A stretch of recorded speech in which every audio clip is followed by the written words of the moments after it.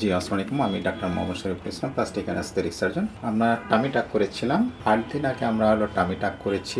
এখানে tummy টাকের main উদ্দেশ্য ছিল, ওনার হার্নিয়া ছিল, হার্নিয়া ভেন্ট্রাল হার্নিয়েশন ছিল। মূলত আমাদের মেইন কাজ হলো যে হার্নিয়াকে অ্যাড্রেস করা। পাশাপাশি আমরা ওনাকে টামি টাক করে একটা সুন্দর একটা শেপে দিয়েছি। এখানে যেটা মেইন আমাদের বলার উদ্দেশ্য হলো যে আগেকার সময়ে যেটা হলো যে আমরা টামি টাক হলো যে পেটের এই পাশ থেকে শুরু করে একদম ওই পাশ পর্যন্ত আমরা করতাম। সেটা না করে ট্রেডিশনাল খুব ছোট্ট ইনসিশন দিয়ে আমরা এখন টামি টাক সার্জারি করি। আমরা নাভিটাও দেখতে পাচ্ছেন, নাভিটা আসলে সেভ করার মতো ছিল না, নাভির আশেপাশেই হার্নিয়াটা ছিল নাকি।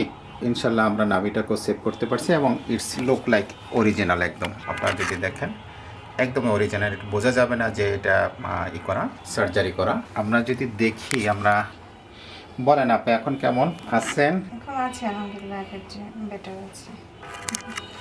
আপাতত হয়েছে, বাকিটা দেখার মতো, তাই তো?